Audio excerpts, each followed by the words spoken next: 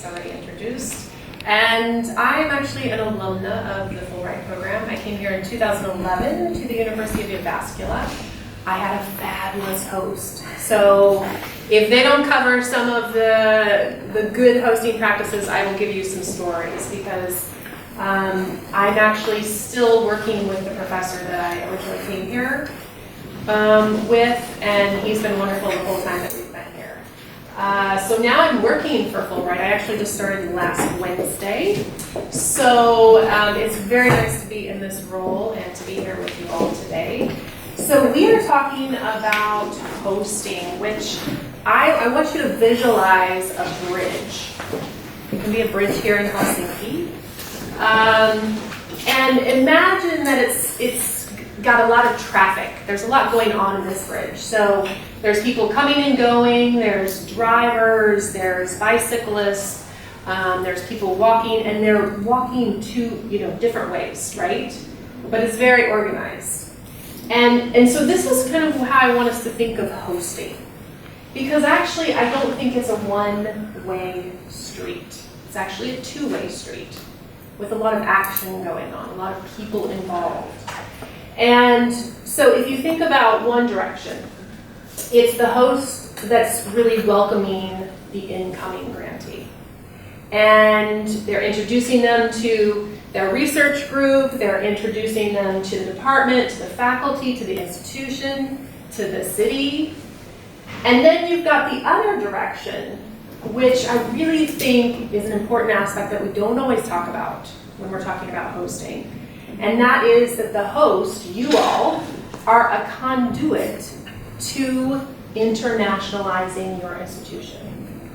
So I actually just did a big study on internationalization at home. Does anyone know what internationalization at home is?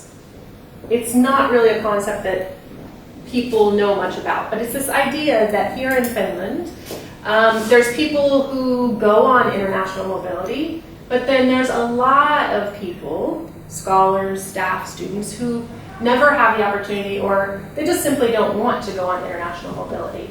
So how are those individuals being exposed to the international perspectives?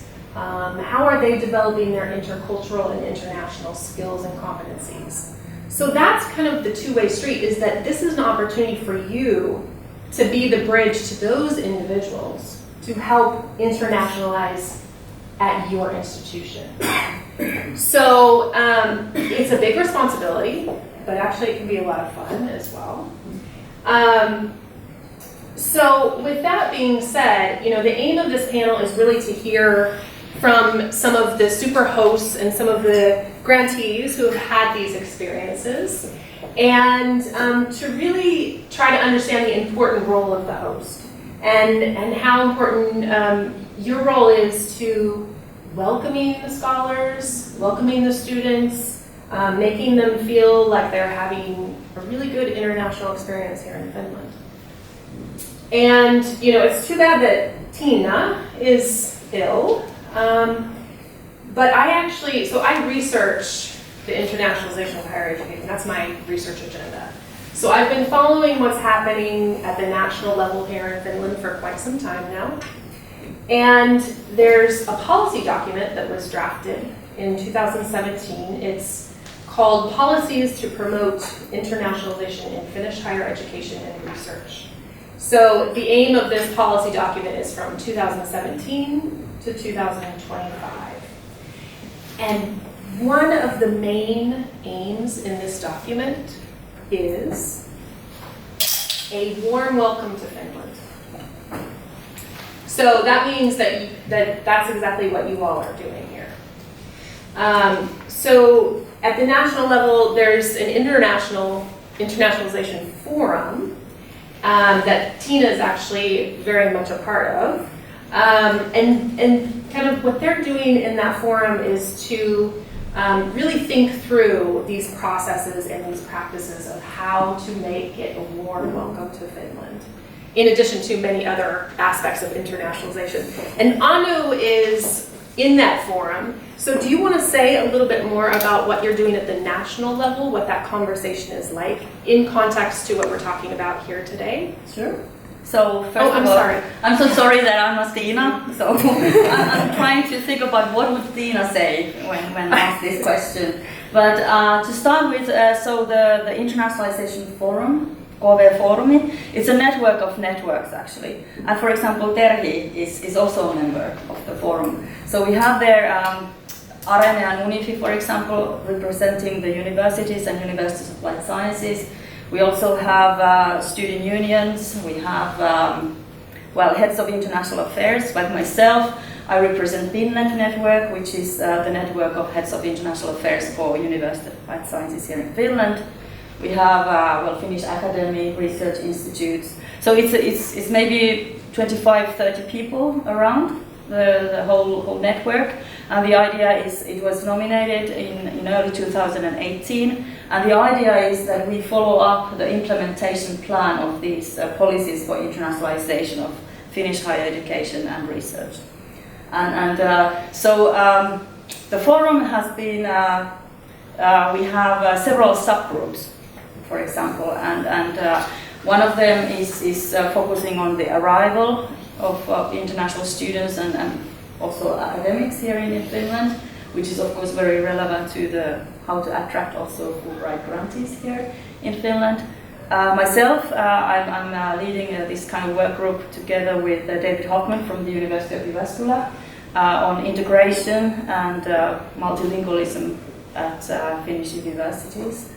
And that of course is very much related to hosting Fulbright grantees. And there are other issues, for example, global responsibility is one of the subgroups. So that's a work that will go on until the end of this year. And then we don't know what will happen after that. Hopefully the work will continue somehow, because the policies are until 2025. But of course this is a very important topic, how to attract researchers and international students and academics to Finland. It is supported, of course, by the Finnish Ministry of Education and Culture, but of course this is also another ministry, Ministry of Economic Affairs and Employment. They have this Talent Boost Finland program going on, so that is very much related, of course, to the Fulbright program as well. So these are the things that came to my mind now. I don't know if you have some more questions later on. Yeah, and I'm sorry, I did not introduce Anu. So Anu is the head of international affairs at Turku University of Applied Science. I didn't do that myself either, so just realized. Yeah, well, we're just sort of winging it here. And this is actually the way that I like to do panels anyway. And with that being said, if any of you have questions along the way, please just kind of jump in, because I want this to be more of a discussion. So Anu, thank you so much, because what I really wanted to do was kind of frame this idea of hosting scholars in a national picture, because it is being talked about at the national level, and I think that's very important for all of us to know, is that it's not just happening in the institutions, but there's also this momentum happening at the national level, saying this is an important role. We need to offer a warm welcome to Finland for those scholars and those students who are coming here, because internationalization is important. So with that being said, we have two other panel members that I'm now going to pass the mic to, sort of, the invisible mic. So Hanna, I would like to start with you. So Hanna is a university teacher at the University of Jyväskylä, and she's also a project coordinator at the Niilo Maki Institute. And it's funny because I actually met her about 2 years ago. I was a buddy for one of the US grantees who was in Jyväskylä, and it was her going away party, and you were there and I was there, so we met there. And then I see your name here as a super host. So it's very nice to have you here. And Marta had also told me that she had the best host and it was a great experience. So very much looking forward to hearing your perspective on this. And Hanna was also, she received a Fulbright grant, in 2018 and 19. She received a travel grant for the travel grant program. And where did you go? I went to Boston and Pittsburgh. Okay, For 3 Boston and weeks. Pittsburgh. Very good. So do you want to give us your perspective on how to be a super host? Nice to meet you all. I could tell something about what's my project, or how my project has been like for 2 past years, because my work has actually originated from a Fulbright project. We had a grantee in 2016 called Miss Anne Brandt, and Annie's project was about professional development. And when she came to Jyväskylä, we had to tweak a bit the project. It didn't carry out as planned, so we were wondering what could she do in Jyväskylä that would benefit both her and our institute. And we came up with a sort of a small group workshop for English teachers about learning disabilities. Learning disabilities is my field, so I went to her workshops, and one of the workshops was about dyslexia, and I was like, yeah, nothing new to me. Like I'm researching dyslexia, so I'm just going along. And then Annie started explaining how they do, how you do in US phonological awareness interventions and assessments, and how rigorous it is, and explicit phonics, which is a method how to teach reading and writing in English. And all of the English teachers and I was like, whoa, we don't have this in Finland. So that was actually a launch for grant applications, and we got granted for National Agency of Education, and I've been working around the theme for 2 years. And my travel grant for Boston and Pittsburgh was also around the theme, so I have full practice to thank for my job actually for the past 2 years. Mm-hmm. And I think you started with the bridge comparison, so that was actually my take-home message what I was planning on saying, because I think because the grantees and the hosts, they are matched based on mutual interest and to begin with. But I think my take-home message would be that be open and be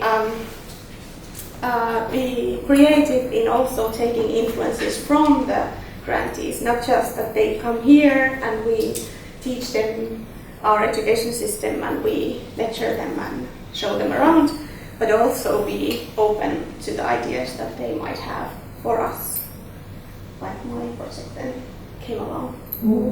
Yeah. Are there any other tips that you would give? I mean, what do you do when your grantee first comes, like day one?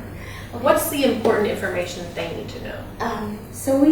I've hosted officially 3, but then unofficially 5 grantees. So we do a grocery bag. So when we pick up them from railway station, I have it's a big thing in Finland, those kestokassi. Yes, so ecological, you get to stuff about ecological stuff. And then I fill it with Finnish, delicacies. So for the first time they arrive, so that's I think it's a warm welcome, but also you get to start discussing immediately about Finnish culture. I think that has been a nice way to start the discussion. But what I do with the US hosts, I think to have ideas flow and to be creative in coming up with new project ideas or coming up with collaboration, you need to have fun time, maybe not office hours or not office room, but I've talked like very serious ones and very, very good talks with my grantees when we watched Eurovision, music, a song contest. You should definitely watch Eurovision with your grantees. It's a totally new experience. Then you could take them to watch American football in Finland, because that's a so slow-paced game in Finland. Nothing happens, and the rules are so complicated that you have a lot of time to sit and talk about education system. And was there a link with kind of university services as well? And how did you kind of bridge the communication between you as a host and then also the information that they're getting from the university? Yes, so I come mainly from Nilomäki Institute, which is a non-profit organization based on Middle Finland Jyväskylä. So we are only staff around 40 people, so it's easy to introduce everyone to everyone. And what I noticed that those grantees that have been paired to NMI, so they come in. There's at least two came to NMI, so it has been more maybe I don't know what the word would be, but they maybe enjoyed a bit more because they've had each other to then talk about the different aspects of Finnish culture and work life as well. Those who've come just by themselves, they've enjoyed it too, but they miss the dialogue with the viewers. So, and I think when it comes to University of Jyväskylä, which is a big university, so I would encourage them to also team up the Fulbrighters to maybe sit close to each other so they can talk about how no one says huomenta in the morning, at least in the Monday mornings or something. I think the meta level talk that the Fulbrighters do about the Finnish culture is very beneficial. Okay, very good. Well, now I'm going to pass the mic to John. John is going to come from a different perspective. He is a professor of finance at the Estonian Business School, and he received a Fulbright grant in 2016 as a Henken Distinguished Chair in Business and Economics. And so John's going to tell us his perspective on what grantees need as a host.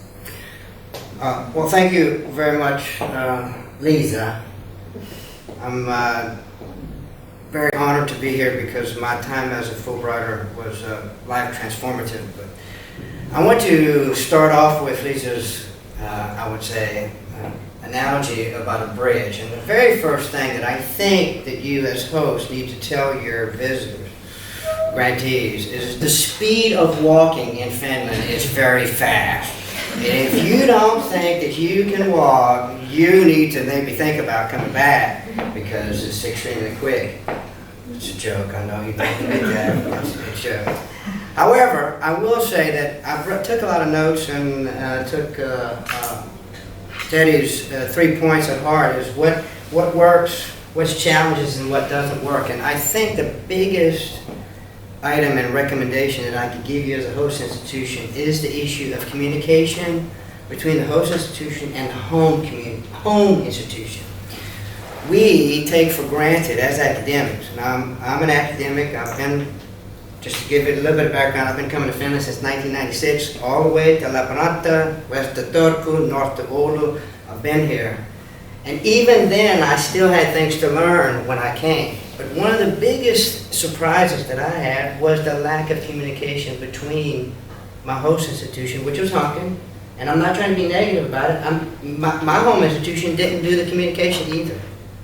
What that means is that the host institutions in Finland have the strategic opportunity to make the first mover advantage, and that is to have the rector, the dean, or whoever the program chair is in the host institution contact the grantees, dean, associate dean, whoever it is, maybe 5 or 6 of them, and explain to them about your school.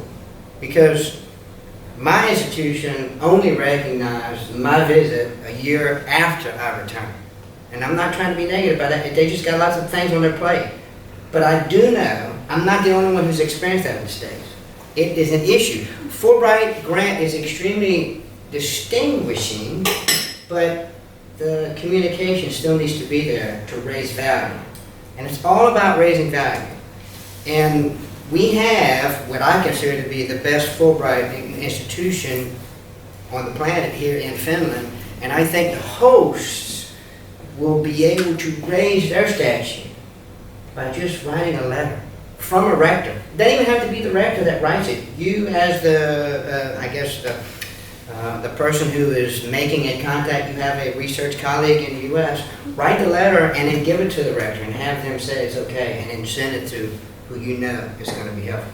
Because, ladies and gentlemen, I will tell you that one step right there will make sure that your institution will be on the radar of the home institution's decision maker. What that means is that a year or so later, after they haven't seen anything happen, they're going to ask around, hey, well, have we sent anybody to Finland lately?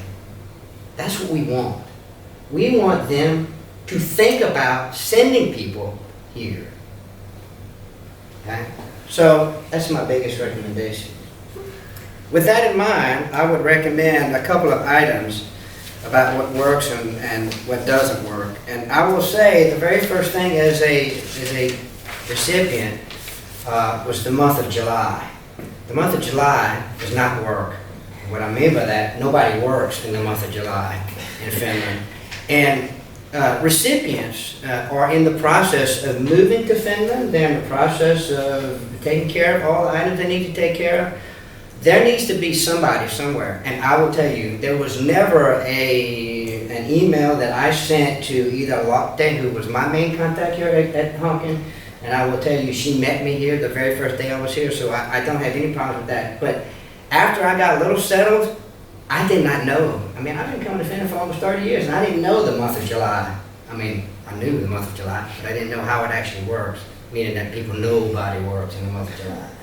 In a communication perspective, that gap, that email that was presented earlier, I thought was spot on. One of the issues about Finns, I mean, I'm not trying to be negative here, we all know what I'm about to say. It is that we tend to take too much for granted. We don't take the first step and do the response. I would recommend that the month of July, somebody has to see an email from your grantees. There needs to be a point person at your institution. I don't care where they are, and I know nobody's institution shuts down all the way. Somebody is there. Somebody needs to see that email and just respond to say, hey, we got your email, we're working on it. And I know that's not a response many people don't want to hear, but that just makes things so much easier.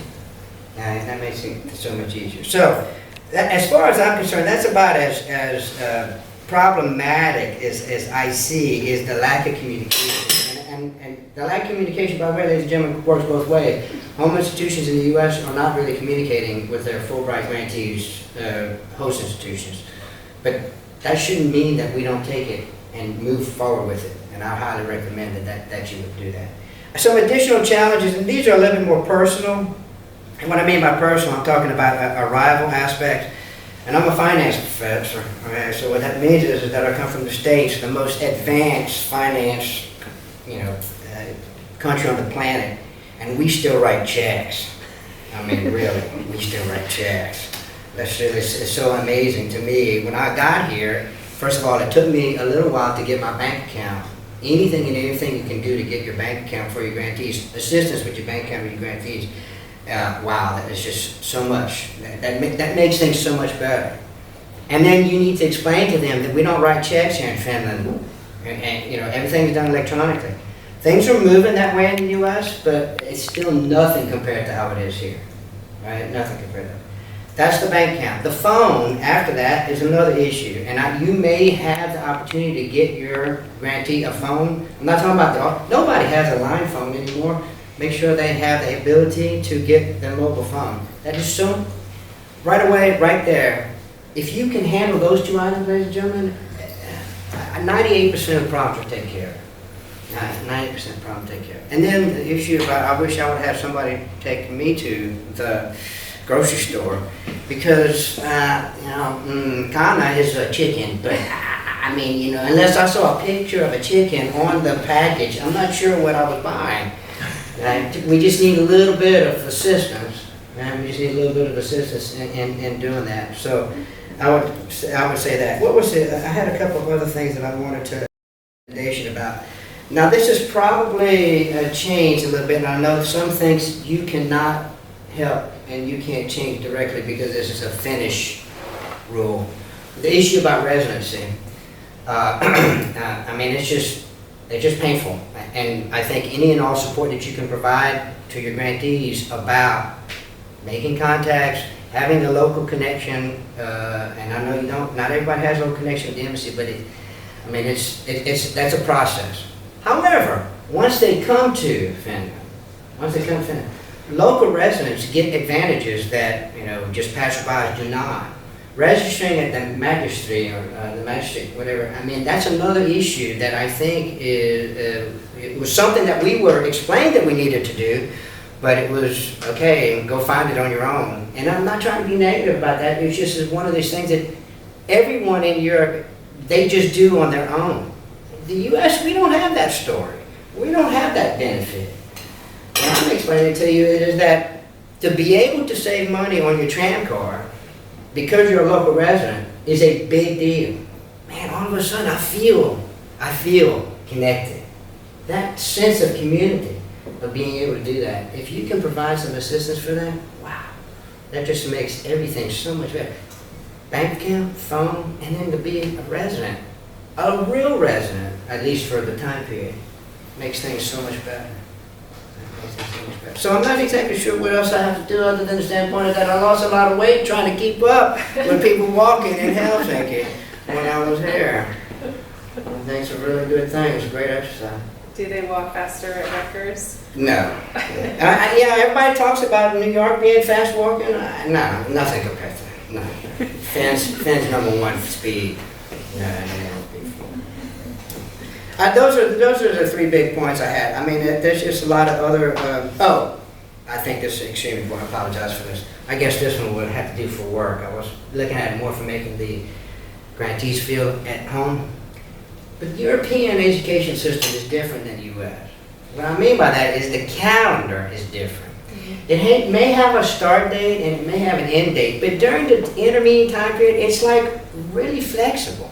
Sometimes you can teach an entire class in a week. And I know that because I've done that in Lavranta and Turku.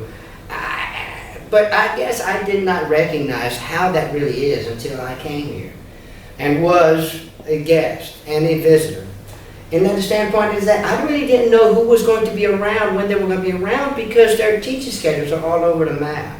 I think it would be extremely helpful if you could explain to your grantees the approximate equivalent of what an ECTS is to a credit hour. Because an ECTS is the European metric, and credit hour is the US metric, and they're different. And the rule of thumb that I would indicate to you, I know it's not 100% correct, and I'm a finance person, I'm supposed to be 100% correct all the time, but life's not that easy. But the rule of thumb that you should recognize is that 2 ECTS is approximately 1 credit hour. So when you teach a 6 ETS course, it's approximately equivalent to a regular semester course.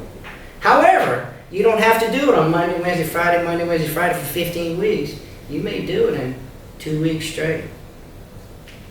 Those are the things that I think would make the grantee and the visitor see, wow, I have a lot of different ways to do that.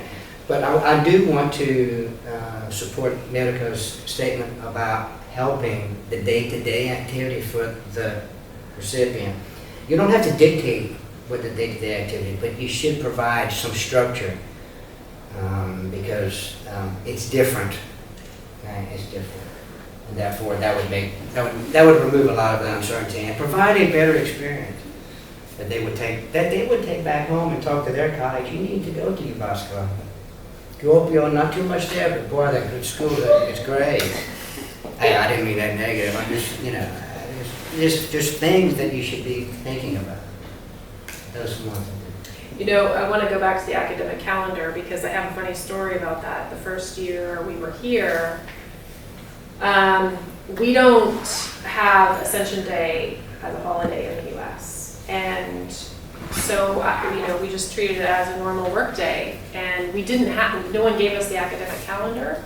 And we couldn't find it online anywhere, so we didn't have our calendars marked, and we went to work on a session day, and yeah, I did that too. Hello. But actually, we gave feedback to the international office, and now they have an academic calendar online. So things have progressed over time.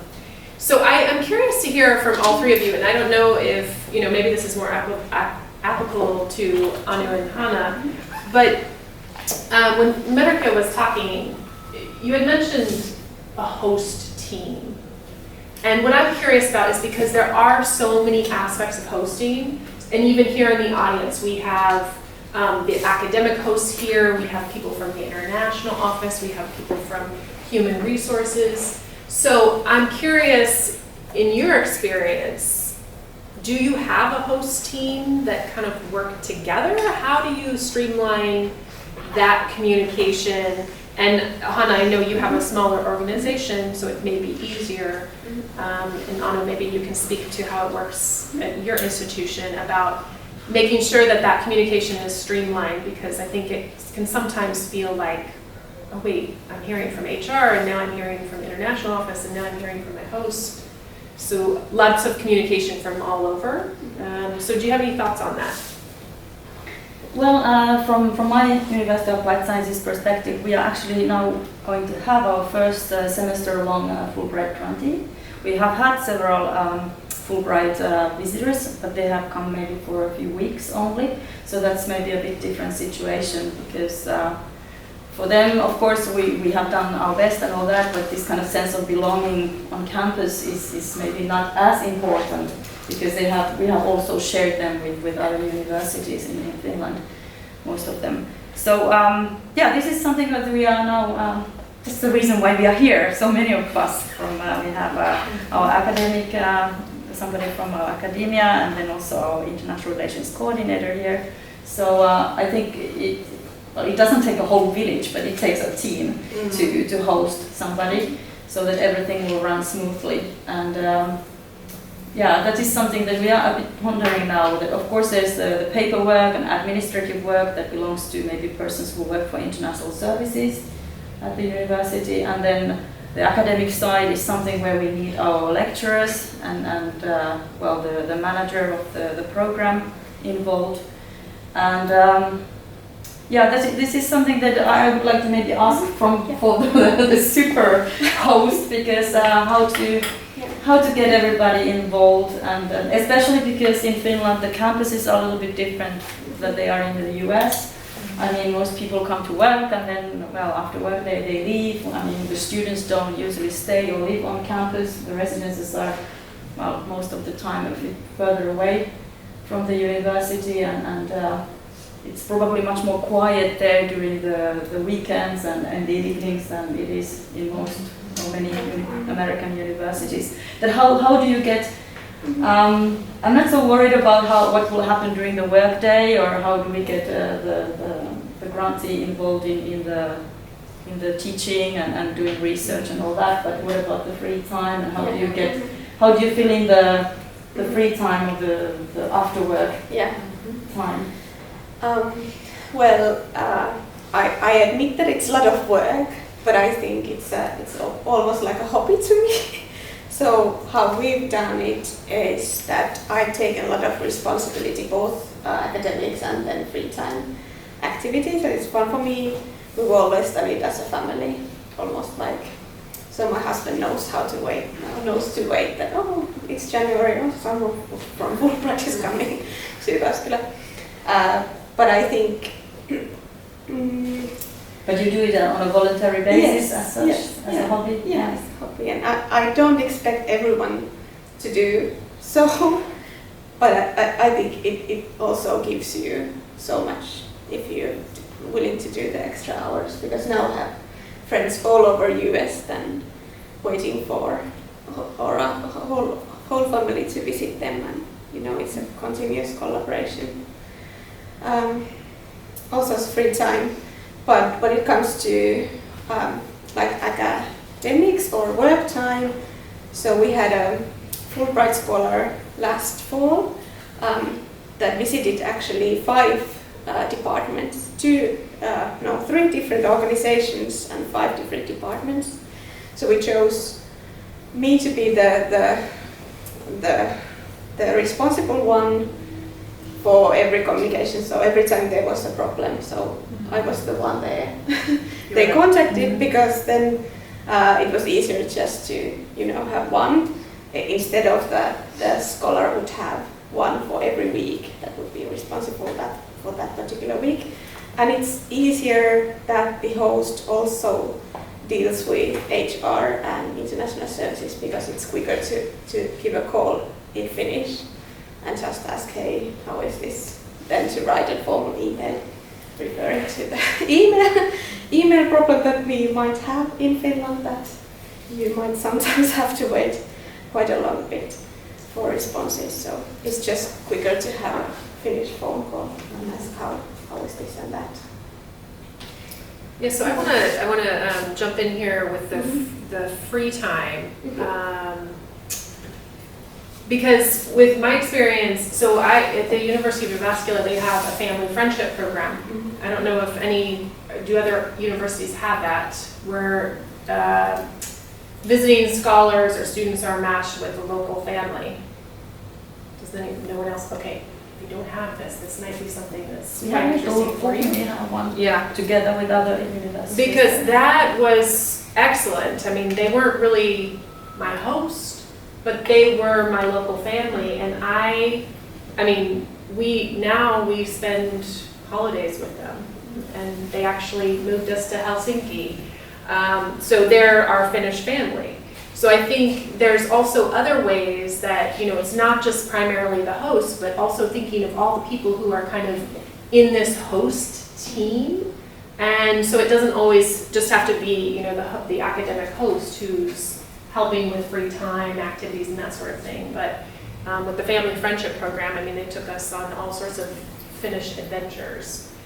So that could also be, thinking of who your actual host group is, your host team. I think that's like the foundation to really having a good host experience. Because it's not just you as an academic or HR or international services, but it's all of you together.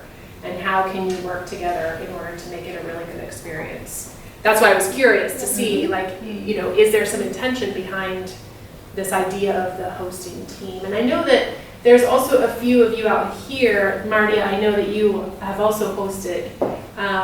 Do you have any thoughts on this host team and how it works at the University of Helsinki? Okay, yeah. Good afternoon to everyone. So I come from the University of Helsinki, and we have had 4 times this Fulbright specialist, like for 6 weeks. And I can say that I fully agree with what you've been saying, what is important, so that I think it's really important that from the beginning or even before, so that you really know what is going to happen during that period, and how you can support and really make that kind of relationship between the person who is coming and sacrificing so much of the time. And it will be valuable also for them, but for yourself and your own team and the university. And we have been having also this team, so that looking at what are the projects we are working on and who will be and taking care of different aspects of the visit. And I fully agree also that it's not only that work, also that there's somebody coming to work for 6 weeks, for example, but it is more like making the connections to our society, understand how our society works. Also, we can understand how US works or internationally what is happening.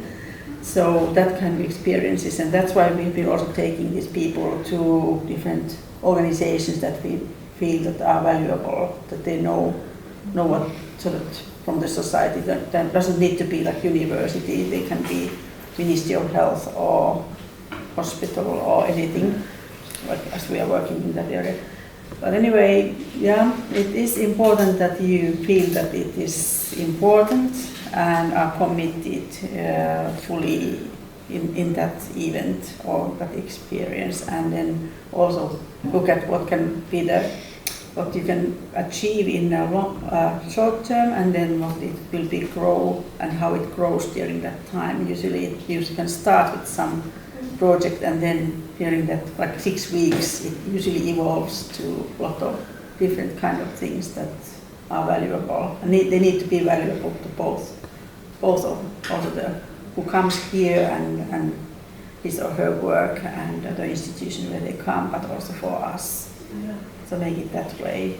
And then it doesn't feel like it is work, it is fun. And I could add that we had the specialist program for 5 weeks last fall, so we actually did a calendar with the academic program, but for every evening or every other evening we came up with an activity, and then it didn't necessarily was anyone from the host, like academic host team. It could be friend of a friend who did some sports that Martha, our scholar, was interested in, and we just threw Martha to an activity or something. So I think for a shorter periods that was really beneficial because it was long days of activities and it was fun for scholars to have a 5-week intensive experience. And for longer periods, I've actually had a secret bookkeeping of having at least once a week or once every 2 weeks some kind of activity outside as well, because then I was also able to ask how the school site visits were or whatever, like more unofficial than having a faculty advisor meeting or something. And we took, or my family has taken the Fulbrighters to whatever event our family has. Like, hey, come along. Like my child's christening party was Maira was participating to our child's christening, so it was a very fun experience for her. And like, you don't have to arrange everything, but just ask and join, and it will be fun. Yeah, and that's a good point, because I think, I'm just remembering back to my first year here and the family that we got matched with, the local family. I mean, they would do that.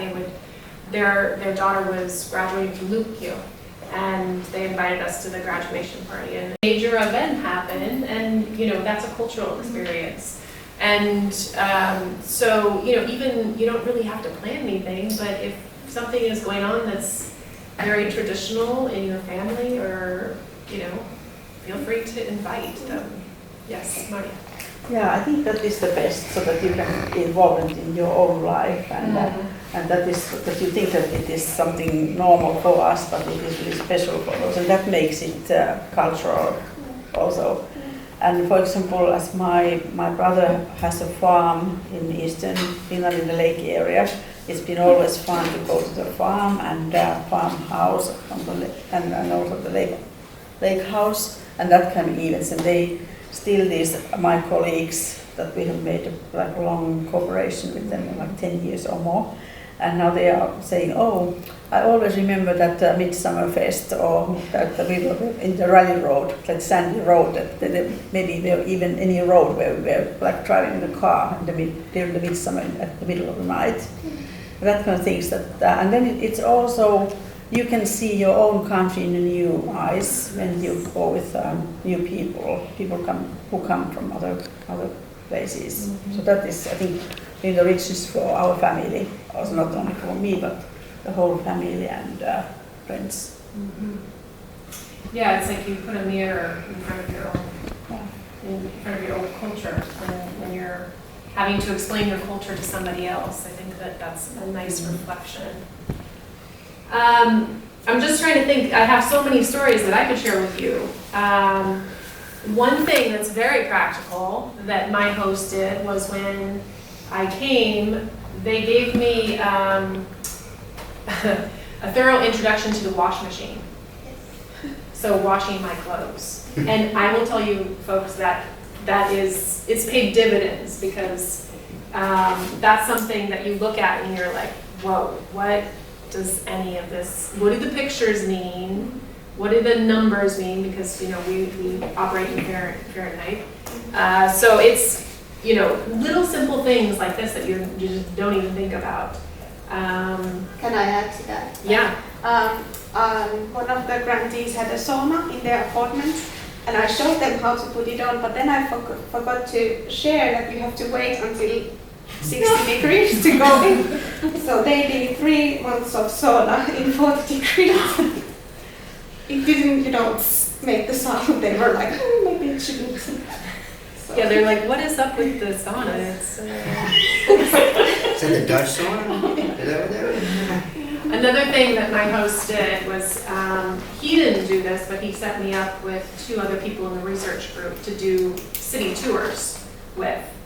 And not just one city tour, but 2 different city tours from 2 different people. And it was a completely different tour. So the first tour, we went to pubs, we went to the supermarket, we went to a chocolate store, and then the other city tour she showed us like, okay, if you need like something done with your shoes, you go here.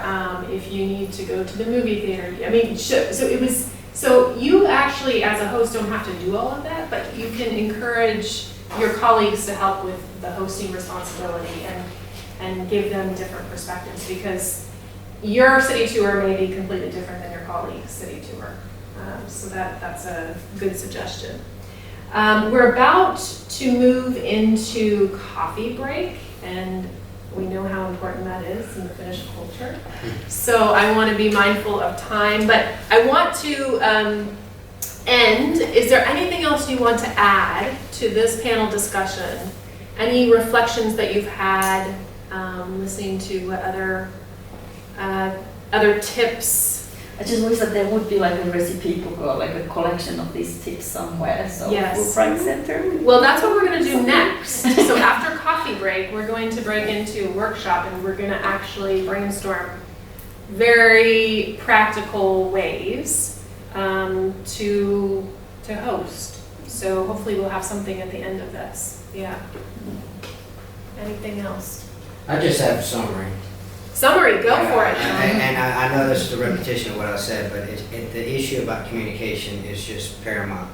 As far as I'm concerned, you need to do 3 things in your communication. And the first one is you need to highlight the jewels of your institution and your region of where it is.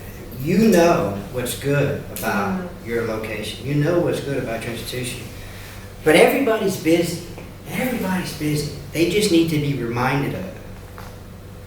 Secondly, I think the balance, the work-life balance, and I mean in Europe in general, but specifically in Finland, it's a gem that very few of us get to experience. And a good way to highlight that is to explain or to, I don't know, tell a story about the high school graduations. I mean, I've been able to participate in that. It was so wonderful to see that. And not too many people understand what the hat is for. I'm still kind of worried about that. But it's a good thing to be able to explain. And then finally, I don't know what you do, but every time you end your communication, you need to make sure that everyone understands the mahtava of Finland. It is special, and they need to know that. Because they won't unless you help them see it.